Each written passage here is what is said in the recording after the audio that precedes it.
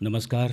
समाज कार्य विभाग लखनऊ विश्वविद्यालय लखनऊ के प्रोफेसर सुरेंद्र सिंह सभागार में उपस्थित आज के इस कॉन्क्लेव के मुख्य अतिथि honourable pro vice chancellor university of Lucknow आज में प्रोफेसर मनुका खन्ना जी, हमारा आज के स्पेशल गेस्ट कार्यक्रम प्रमुख आकाशवाणी लखनऊ डॉक्टर अजीत कुमार चतुर्वेदी जी, प्रोफेसर ध्रुव सेन सिंह साहब, head of the department of geology university of Lucknow, professor Rakesh Dwivedi ji, head of the department of social work university of Lucknow, और समस्त अतिथिगण, गुरुजन और विश्वविद्यालय के डियर स्टूडेंट्स।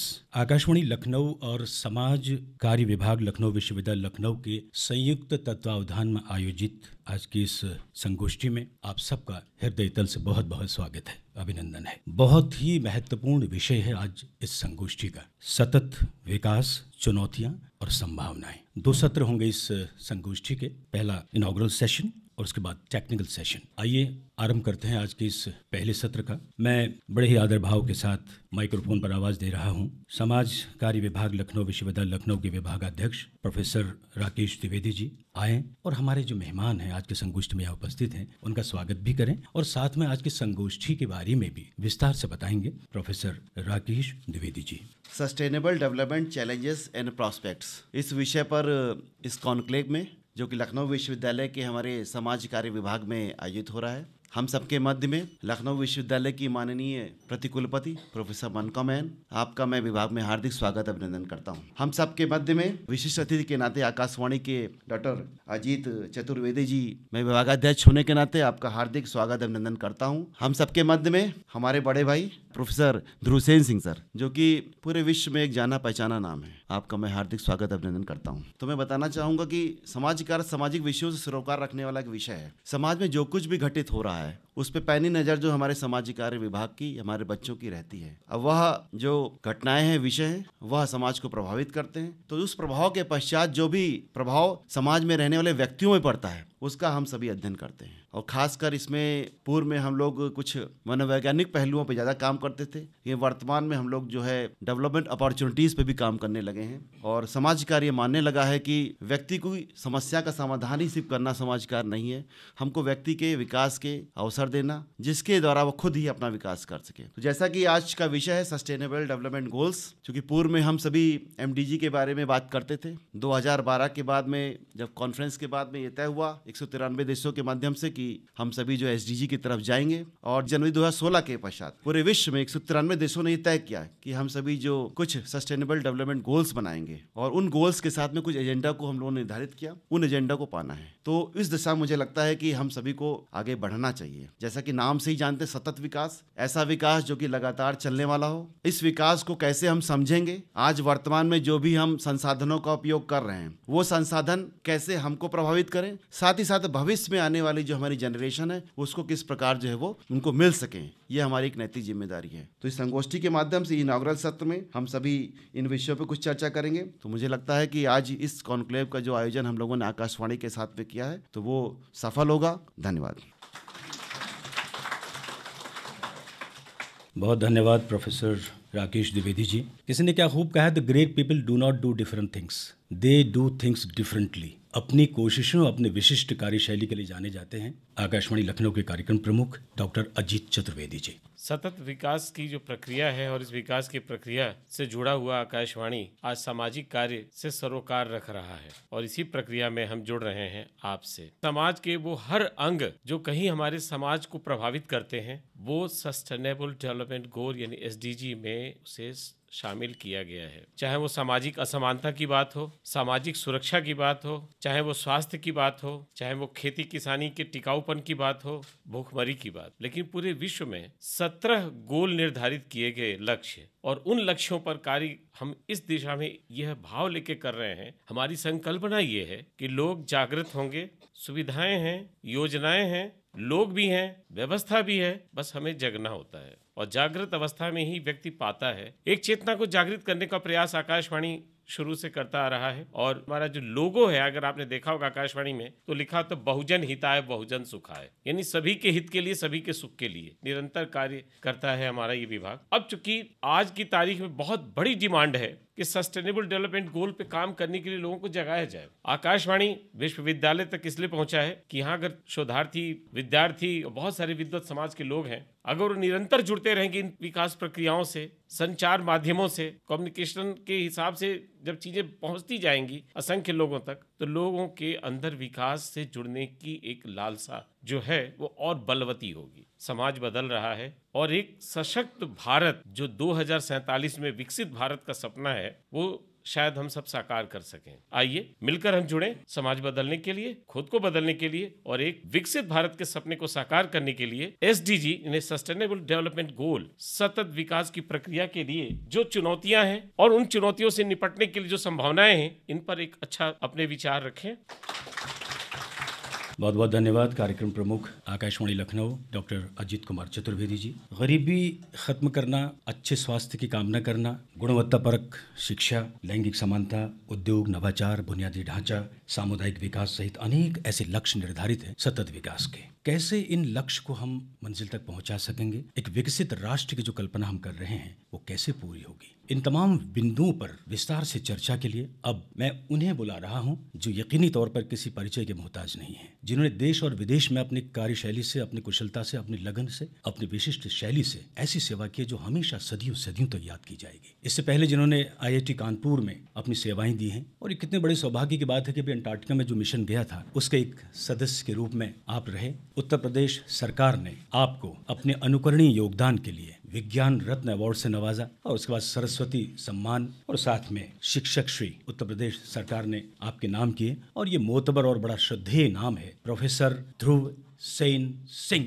आज का जो विषय है sustainable development challenges and prospects, हम लोगों ने ये पढ़ा है कि प्रकृति का मानव पे क्या प्रभाव पड़ रहा है, लेकिन पिछले कुछ दशकों से हम लोग ये पढ़ रहे हैं कि मानव अपनी गतिविधियों से प्रकृति को किस तरीके से प्रभावित कर रहा है। जब मानव अपनी गतिविधियों से प्रकृति को प्रभावित करने लगा और जब ये लगने लगा कि अब तो वो जो नेचुरल रिसोर्सेज हैं, जो प्राकृतिक संसाधन हैं, जो अनलिमिटेड नहीं हैं, आने वाले दिनों में हो सकता है कि वो सारे के सारे सोर्स जो हैं वो समाप्त हो जाएं, तो 1987 में एक टर्म आया जिसका नाम था सस्टेनेबल डेवलपमेंट, सतत विकास। यूनाइटेड नेशंस बहुत बड़ी ऑर्गेनाइजेशन है जिसने सस्टेनेबल डेवलपमेंट गोल दिया।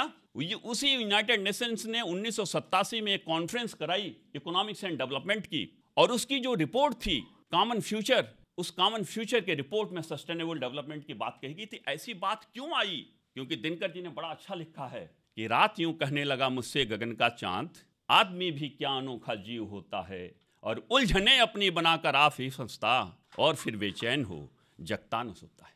क्योंकि हमने प्रकृति को मानवीय गतिविधियों के द्वारा प्रभावित करना शुरू कर दिया।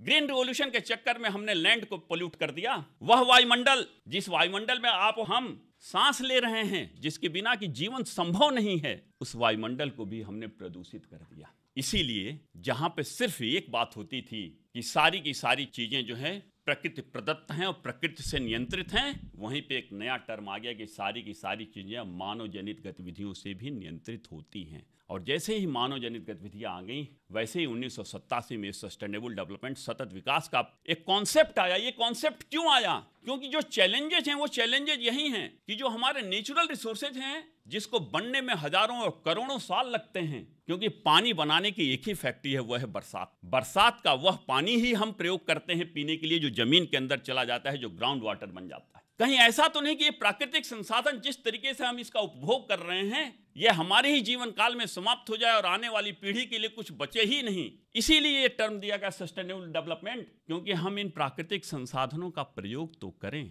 लेकिन हम उतना ही प्रयोग करें कि ये प्राकृतिक संसाधन आने वाली पीढ़ी के लिए भी बचे रहें। क्योंकि अपने देश में जब देखा गया तो ये देखा गया कि यहाँ पे तो जनसंख्या बहुत ज्यादा है। अगर वो जनसंख्या जितनी है उतने ही नेचुरल रिसोर्सेज को जितनी है उसको वो एक्सप्लॉइट करने में सक्षम है, तो that is known as optimum population.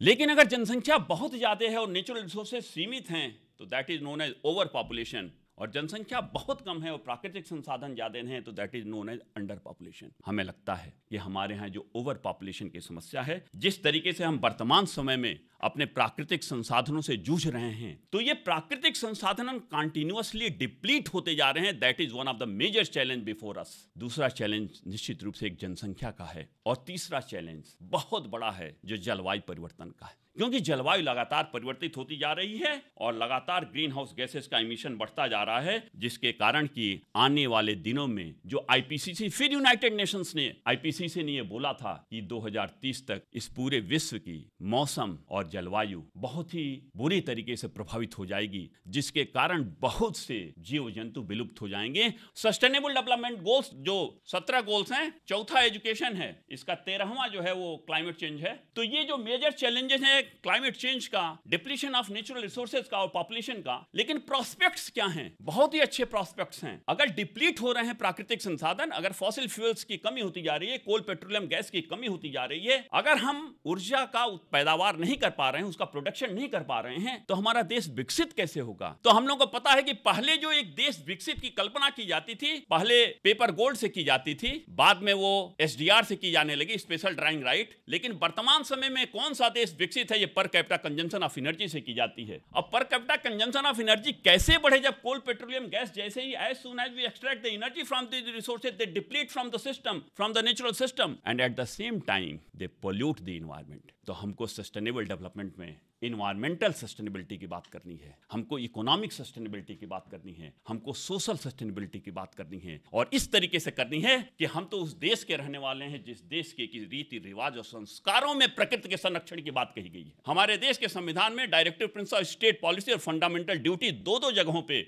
मतलब हमारी भी ड्यूटी है और राज्य सरकारों का यह कर्तव्य भी है कि वो प्रकृति के संरक्षण के लिए सदैव जागरूक रहे। लेकिन आप देखिए हमारे संस्कार क्या कहते हैं, ट्रेडिशंस। मैं ये मानता हूं कि परंपराएं बदली नहीं जा सकती, बट वृक्ष की पूजा, आंवले पे, पीपल पे भगवान बसते हैं, उसको न काटना, यह हमारे देश की संस्कृति, पेड़ों के संरक्षण के लिए। मैं नमन करता हूं उस भारतीय संस्कृति को जिसके रीति रिवाज और संस्कारों में ही प्रकृति के संरक्षण की बात और सतत विकास की बात निहित है। और हमारे यहाँ तो वेदों और ऋचाओं में भी कहा जाता है कि हम उस देश के रहने वाले हैं जिस देश में सर्वमंगल का भाव है, सर्वमंगल की कामना है। तभी तो कहा जाता है कि सर्वे भवन्तु सुखिनः, सर्वे सन्तु निरामया, सर्वे भद्राणि पश्यन्तु, माँ कश्चित् दुःख भाग् भवेत्। प्रोफेसर ध्रुव सेन सिंह साहब, जितना सुंदर और सारगर्भित तरीके से हम सबके दिलों तक आपका कथन, आपकी बात पहुंची है, यकीनी तौर पर अब हम सतत विकास की उस प्रक्रिया को, अपनी परंपराओं को, अपनी सभ्यताओं को, अपनी संस्कृति को जिंदा रखने का एक प्रयास करेंगे। मैं बड़ी ही आदरपूर्वक, बड़ा आदर भाव के साथ इस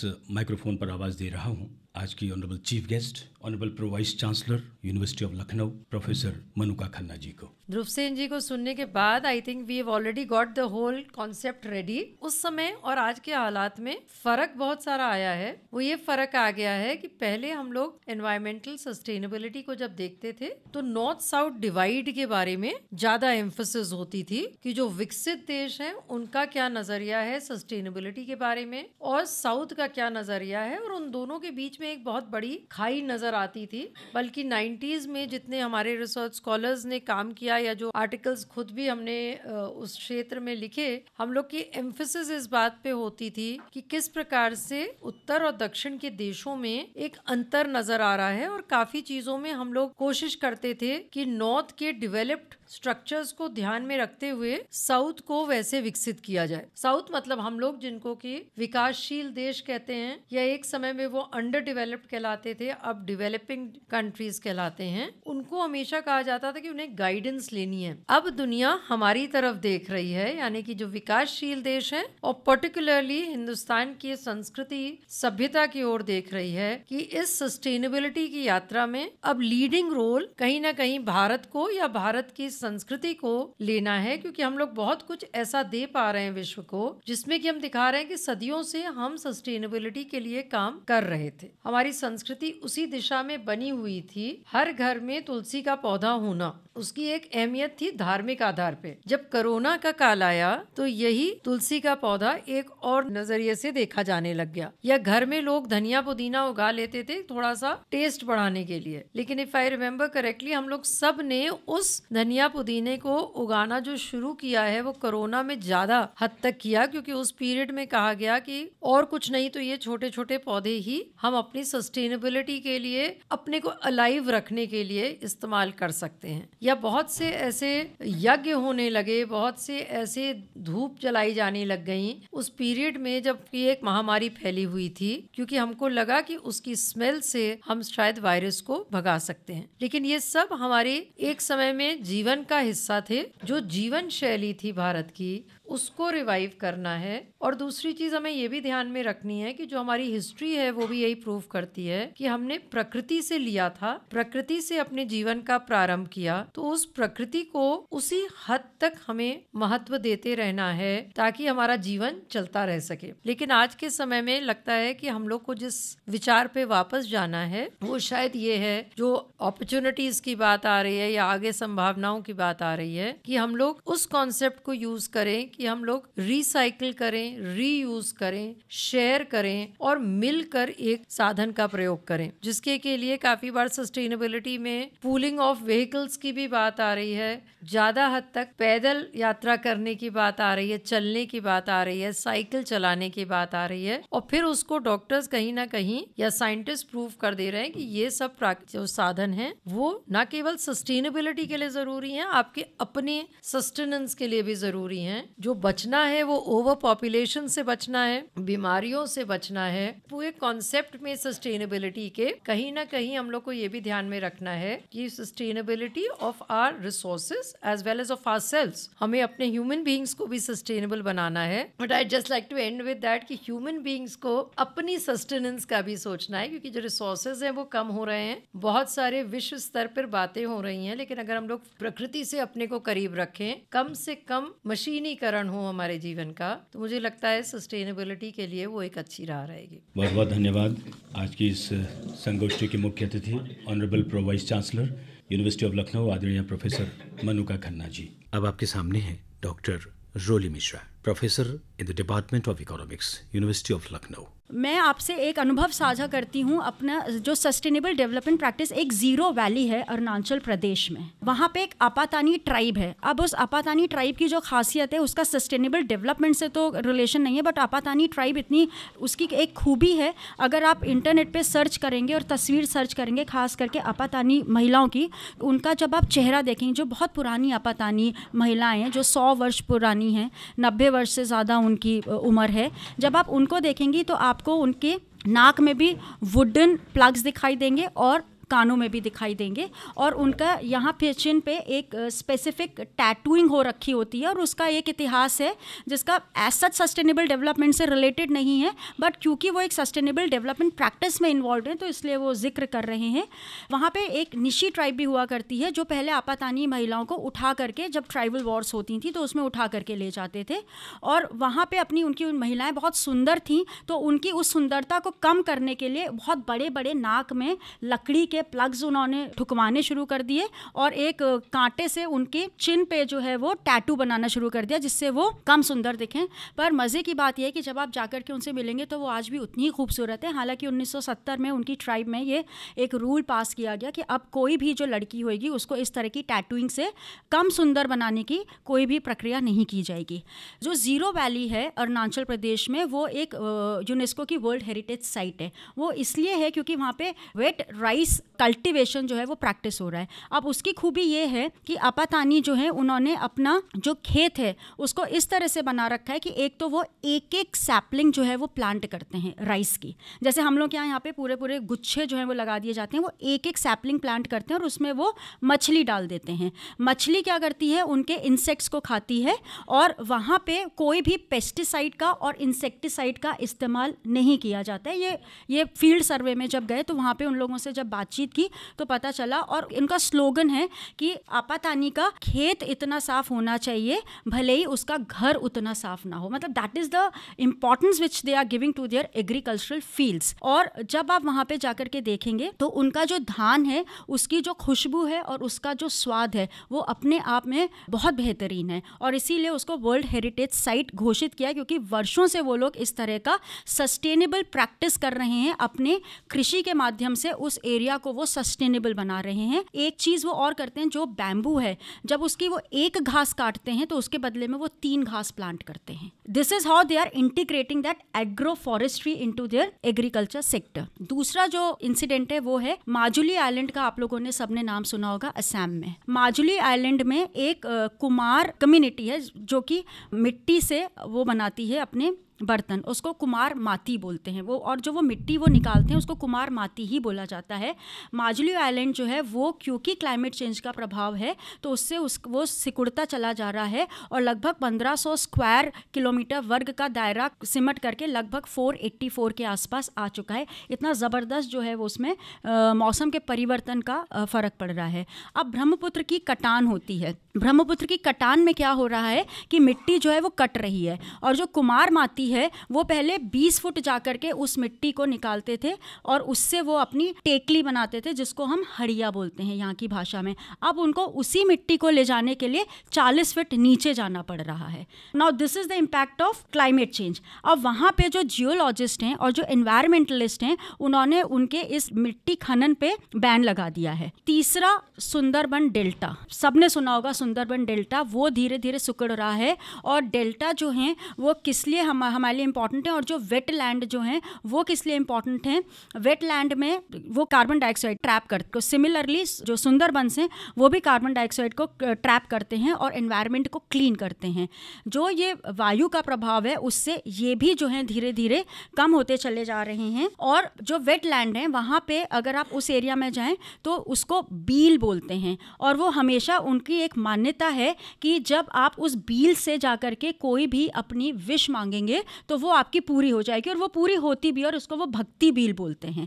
तो ये जो परंपराएं हैं, बहुत बार ये परंपराएं जो है वो जीवित रख रही हैं। जैसे कि बैसाखी में अन्न की पूजा होती है, होली में भी हम जो है वो होलिका में गेहूं की बाली डालते हैं। अब गेहूं की बाली में का प्रभाव अगर हम मौसम में देखें, 1901 से अभी तक का जो आंकड़े हैं, जो स्टैटिस्टिकल डेटा है, उसको अगर हम स्टैटिस्टिकली एनालाइज करें, वेस्ट यूपी में 1.1 mm का डिक्रीज हो रहा है रेनफॉल में, और वेस्टर्न यूपी में 1.9 mm का डिक्रीज हो रहा है रेनफॉल में।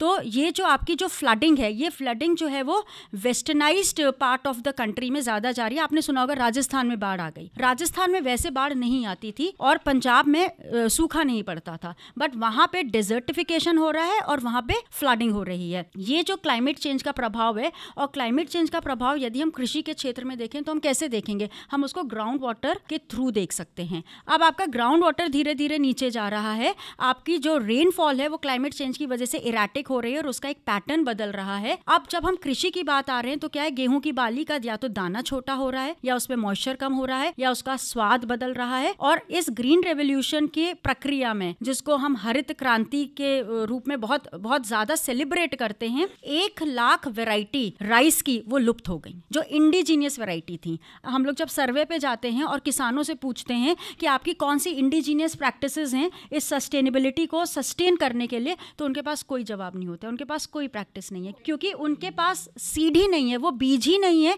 जो उनको एक सस्टेनेबिलिटी दे सकता है। अगर हम आंकड़ों की बात करें तो जो 1 बीघा लैंड है उसमें लगभग 100 किलो DAP और 100 किलो यूरिया किसान डालता है। Can you believe what kind of pesticides and insecticides we are taking inside us? क्यों? क्योंकि वो जमीन जो है वो उपजाऊ नहीं रह गई है। तो जब हम सस्टेनेबल एनवायरनमेंट की बात कर रहे हैं, हम सस्टेनेबिलिटी की बात कर रहे हैं, जिसका एक सीधा सा वो है डेफिनेशन कि हम अपने लिए तो उन रिसोर्सेज को यूज कर ही रहे हैं और अपने फ्यूचर जनरेशन के लिए कितना छोड़ करके जा रहे हैं। मेरा आप लोगों से सिर्फ एक प्रश्न है, जब आप लोग ब्रश करते हैं तो कितने लोग हैं वो नल को खोल करके ब्रश कर रहे हैं? ये बहुत छोटी सी बात है और हम लोग रोज इस पानी को बर्बाद कर रहे हैं ये सोच करके बस अब तो हमारी ब्रशिंग ऑफ द टीथ खत्म हो गई है। अगर आप कहीं पे अपनी गाड़ी को पार्क कर रहे हैं तो क्या आप उसका AC ऑन करके रखते हैं? आपके लिए तो वो सिर्फ 10 मिनट का AC है, बट वो ग्लोबल वार्मिंग को कितना प्रभावित कर रहा है। हम सस्टेनेबिलिटी की बात कर रहे हैं, हमने डेवलपमेंट के नाम पे सारी चीजों को खराब किया, पूजा के नाम पे हम सारी की सारी चीजें जो है वो नदी में डाल देते हैं। ये छोटी छोटी चीजें हैं जो लुप्त होती हुई नदियां हैं, उनको बचाना। पहले तो हमारे पास वो चीजें थी, हम उसका संरक्षण नहीं कर पाए, हमने उसका इस कदर दोहन कर लिया कि अब हम वो नीतियां बना रहे हैं उसको संरक्षित करने की। This is just a food for thought that how much we we are contributing towards this sustainability, और हमारा अपना एज एन इंडिविजुअल यूनिट हमारा क्या योगदान है, हम हर चीज सरकार के ऊपर नहीं छोड़ सकते हैं, पर जो हम अपने एंड पे कर सकते हैं क्या हम उतना भी कर रहे हैं? यही क्या कहते हैं इस पूरे व्याख्यान का उद्देश्य होना चाहिए कि अगर जरा सा भी एक थॉट प्रोसेस हमारा चेंज हो पाए इतनी सारी चीजों के को सुनने के बाद, then yes we are acting as a responsible citizens and yes we are contributing to save this planet. बहुत बहुत शुक्रिया प्रोफेसर रोली मिश्रा जी। हमारे बीच में डॉक्टर अनामिका श्रीवास्तव जी उपस्थित हैं। आप सब करतल ध्वनियों के साथ डॉक्टर अनामिका श्रीवास्तव का स्वागत करें और पर्यावरण से किस तरह से सतत विकास को किया जा सकता है उस पर रोशनी डालिए। डॉक्टर अनामिका श्रीवास्तव। हम अगर सस्टेनेबिलिटी की बात करें तो हमारी सस्टेनेबिलिटी को अगर हम 5 P's में डिवाइड कर दें तो उसमें है पीपल, प्लैनेट, प्रॉस्पेरिटी, पार्टनरशिप और पीस। ये 5 P's हैं जिसमें हम इन्वायरमेंटल सस्टेनेबिलिटी को डिवाइड कर सकते हैं। सबसे पहले लोग, हम लोगों के प्रति स्वयं को जिम्मेदार बनाएं और खुद जिम्मेदार बने। Now coming on the planet, हम इस प्लैनेट पे अगर हैं, हमारे प्लैनेट पे टेम्परेचर बहुत ज्यादा बढ़ रहा है, तो ये जो वेदर के चेंजेस हो रहे हैं, आप सारी नई पीढ़ी है, आप बाहर निकल के एक सोशल वर्कर के तौर पे क्या आप लोगों को जागरूक करने का बीड़ा उठाएंगे कि हम अपने आसपास, दूर मत जाइए, सिर्फ आप अपने आसपास को केयर कर लीजिए, दुनिया की केयर अपने आप हो जाएगी। Now coming to the prosperity, जब हम सस्टेनेबल डेवलपमेंट की बात करते हैं तो सस्टेनेबल डेवलपमेंट जरूरी है किसी भी सभ्यता के लिए। कोई सभ्यता आदिम युग में नहीं रह सकती, हमें इंडस्ट्रियलाइजेशन भी चाहिए, हमें नई नई चीजें भी चाहिए, लेकिन वो नई नई चीजें किस कीमत पर? तो हम अपनी प्रायोरिटीज में उन सारी चीजों को ले आए जो हमारी प्राथमिकता में नहीं होती। तो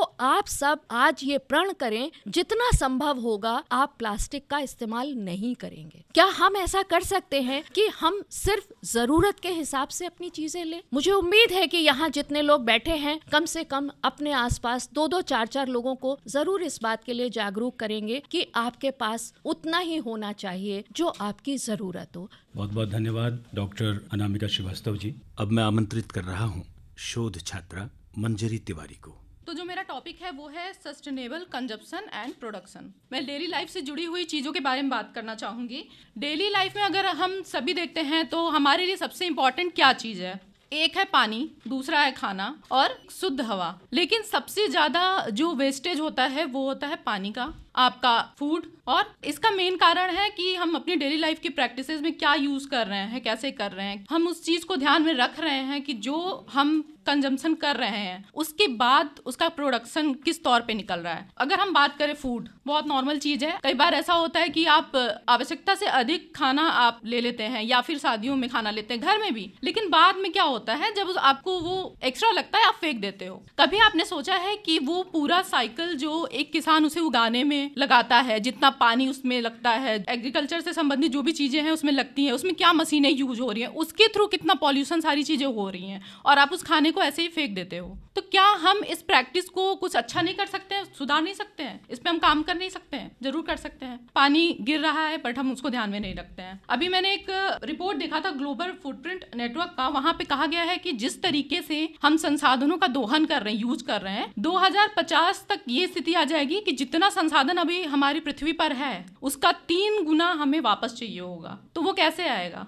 एक तरफ जो UN food and agriculture organization है, उन्होंने एक रिपोर्ट बताई थी, उसमें उन्होंने कहा था कि जितना फूड प्रोडक्शन हो रहा है पूरी दुनिया में उसका 1/3 फूड वेस्ट हो रहा है। बहुत शुक्रिया मंजरी तिवारी जी। अब मैं जहमत दे रहा हूँ शोध छात्रा मोहतरमा अम्बरीन साहिबा को डाइस पर तशरीफ लाएं और पीपल, प्लेनेट एंड प्रॉस्पेरिटी मौजू पर अपनी बात रखें। मोहतरमा अम्बरीन साहिबा। इंसान हमेशा बहुत खुदगर्ज रहा है और हमेशा कभी कभी समझदारी से आगे बढ़ता है, कभी कभी जिस डाल पे बैठा होता है उसी को काटने लगता है। हम ऐसी स्थिति में हैं जिसमें मैन मेड डिजास्टर और नेचर मेड डिजास्टर्स में बहुत ही कम थ्रेशहोल्ड का फर्क बचा है। कौन सा नेचुरल डिजास्टर कितने समय से मैन के छोटे छोटे पोल्यूशन क्रिएट करने के एफर्ट से नेचुरल डिजास्टर में तब्दील हुआ जा रहा है, और हम बोलते हैं कि ये आपदा आ गई और ये डिजास्टर हो गया। ये हिस्ट्री डेट बैक करती है हमारे सिवाय स्वार्थ की। जब यूएन कन्वेंशन ने ये रियलाइज करा हमारे ह्यूमन राइट्स पर बात करने की ज़रूरत है, वहाँ से शुरू हुआ ये सिलसिला चर्चा का, और तब बने आगे जाकर के sustainable development goals. Sustainable development goals अगर मैं कहूँ, पूरे सारे जितने गोल और एजेंडा 1 से 17 तक जो बने हैं वो गवर्निंग डॉक्यूमेंट्स हैं, गवर्निंग ब्लूप्रिंट्स या फुटप्रिंट्स हैं। तो 5 P's जो हैं, जो मुझको आज टॉपिक दिया गया है, people, planet, prosperity, peace and partnership, वो इनकी जान है। तो अगर SDGs दिल हैं तो ये जान है। तो अगर हम इन 5 को साथ में रख के आगे नहीं बढ़ते हैं, पीपल को equal access, wellbeing, nutrition, common mental disorders, communication diseases, इन सब पे फोकस नहीं करते हैं, और प्लैनेट को साथ में एक होमोजेनस वे में आगे नहीं ले जाते हैं, तो हमारी सोशल टेक्नोलॉजिकल प्रोग्रेस पीछे के पीछे ही रह जाएगी, चाहे हम जितना भी दौड़ में आगे निकल जाए। बहुत शुक्रिया अमरीन जी।